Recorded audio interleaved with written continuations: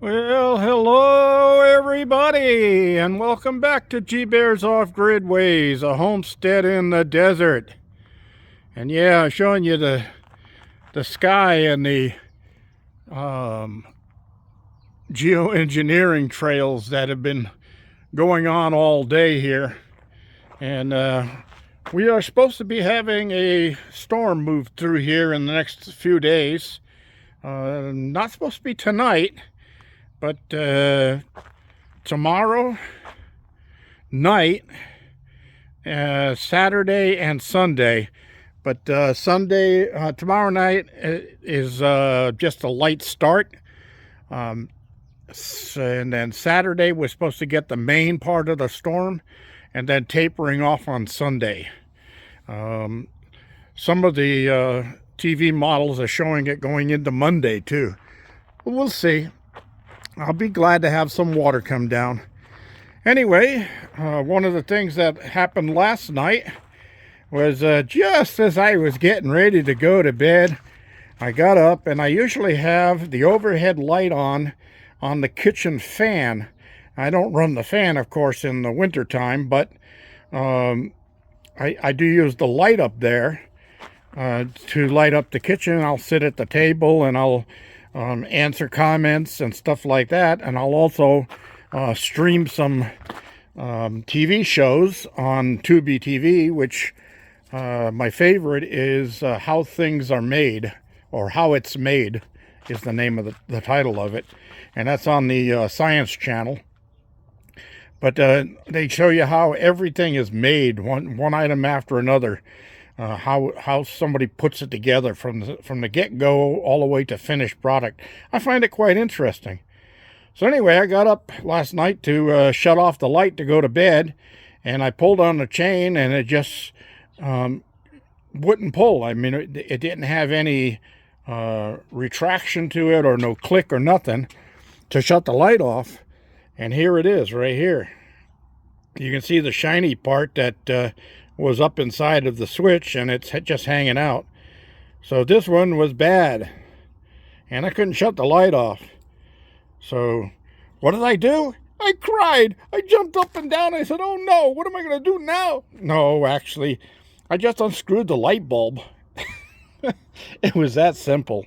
So anyway, this morning I went out to the container, and I remembered seeing this while I was doing some organizing in there. So I had a replacement switch. I didn't use the string because I have chains on mine, and I just put the same chain back on so it'd be matching with the other side for the fan. But the string I'll keep just in case somebody says, hey, you wouldn't happen to have one of those strings for a ceiling fan or something, or an extension for one of those pulls on a light switch or anything. And sure, I got one. So I'll put that back in the container, and I'll have it. And this, I looked at it, and I was going to take it apart, and I could see through the plastic, and I can see the spring in there that's supposed to retract it, and there's one little ear off of it that's broken off, so the spring is no longer working in there. So it's not worth my time to try to do anything with it. And once I pull those two little tabs that are down inside there so that I could separate this, open up the sandwich, as you would say, then most likely I'll never be able to snap it back together again to hold. So, all right, so I got that fixed. Then I went out to the garden, and I had a garden party. They all knew my name, but they didn't recognize me because I didn't look the same. Hey, those would be a good line for a song, huh? Yeah, anyway, I pruned my pear trees, and we'll go over, take a quick look at that, and I'll show you what I did. But I did prune the pear trees, and the one that, of course, produces pears, and then which is a Bosc pear, and then the other one, which is a Asian pear tree I got from one of my viewers years ago. And I didn't know it was one of those Asian pear trees until it grew up, and then it wouldn't produce fruit. So I cut that one way back because I'm going to graft it this year and turn it into a production tree. So here's my good pear tree, the Bosc pear, and it's already showing buds on it here.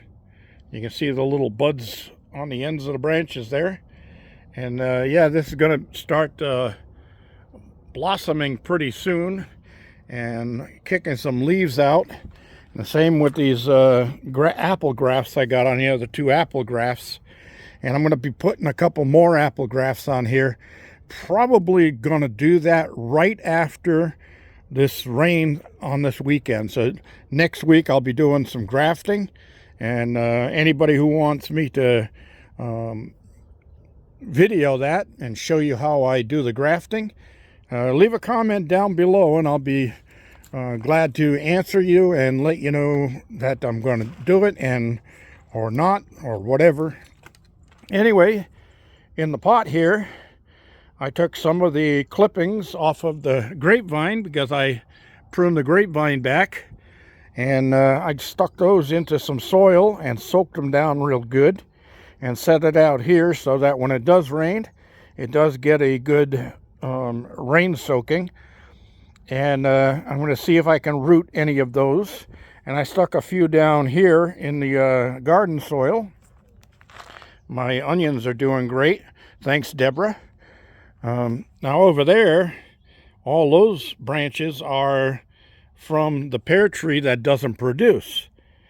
But I'm going to see if I can root any of those and use those for rootstock for pruning or for grafting on some good apple grafts. Now I'm looking at this tree here, and one thing I forgot to do was this one branch right here, which was a graft, and I didn't put a tag on it, so I'm not sure what that is. But I'm going to have to be doing some grafting on this, pruning on this anyway, because these little branches that are crisscrossing, I'm going to have to take those out of there. These over here are crisscrossing.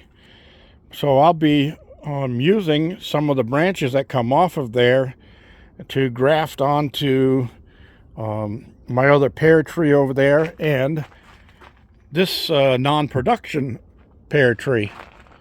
I'm also thinking about doing some more grafting on my citrus trees here, but maybe I'll just let those go one more year before I do grafting on them, because hopefully this year, before next season, I'm going to have those transplanted into pots that'll let them grow and expand themselves a little bit. And what I might end up doing is inside of this greenhouse, since I don't really use it as a greenhouse, but the citrus trees like it because it keeps them warm in here, I may put a box along the base here and another box along this side right here and move all this extra stuff and get it all cleaned up here. And then I'll put those trees, I'll put 2 on this side and 2 on this side because I got 4 citrus trees there. And then I'll let them grow inside of this house, and I'll prune them back so that I can keep them down to a certain height. Now I'm thinking that on the roof here, because I keep getting these panels blown out by the winds, and those have been damaged so bad I'll never put them back. And I'm not going to buy new ones because the sun is just tearing these up. And I can see that one's got a crack in it. It's going to let go one of these days. So I think what I'm going to do is I've got some of that shade cloth like that lets sun through. And I think that one's only like a 20% or 30% shade cloth. And I'm going to cut a piece that's the right size to cover this whole roof area, so that if the wind does try to blow those things out, they can't lift them out and take them across the desert. They'll just break them up and drop them back inside of here, and then I'll clean them up and put them in the trash. In the meantime, the shade cloth on the top should give me a little protection from the birds and stuff that get in here. All right, so let's move around. And I did water everything too. My oregano there is starting to show some life in it. And I've got a few baby aloe veras coming up there. That's another thing I'm going to have to do, because those aloe vera pots over there are just chock full. But I've got loads of pots over there. I just need to make up some potting soil, and that's not hard. 1 bag of good potting soil mixed with desert soil for aloe vera is a good mix. And I'll separate those out, and I think I'm going to sneeze. Excuse me. Oh, thank you. Anyway, this is the pear tree that's non-productive. Now, I did put an ambrosia apple graft on here that's growing way up, and it's starting to show signs of budding on the top of it already. So I'm going to cut those back, but instead of wasting them, I'll regraft those back into the main trunk here. So this is another ambrosia here, and as you can see, it's showing signs of sprouting on the top up there.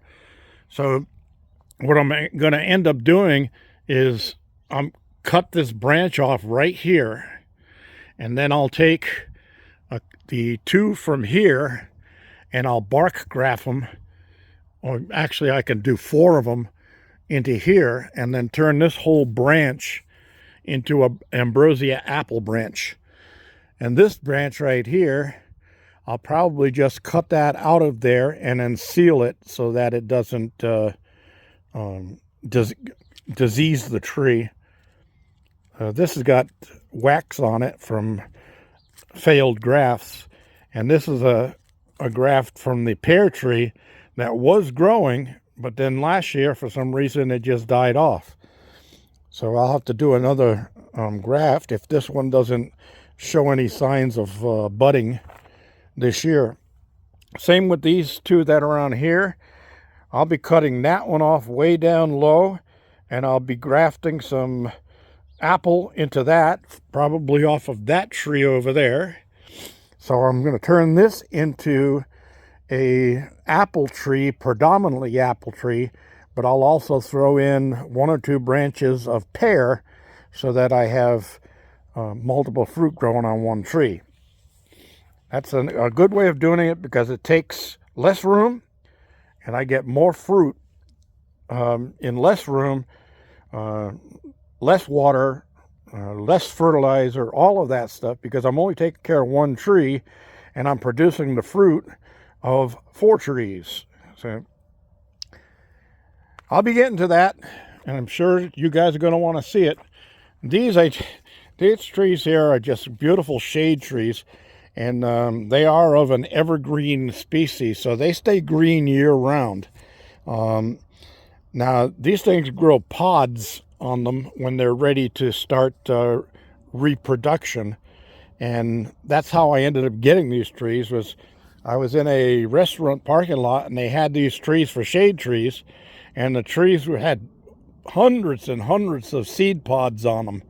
And I know that because they have their landscape design, that they start dropping the pods, and somebody's just going to clean them up and throw them in the recycle bin for recycling greens.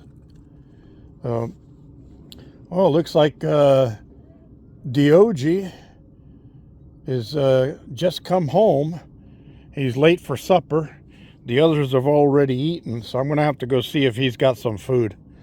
And maybe Patches will be with him too.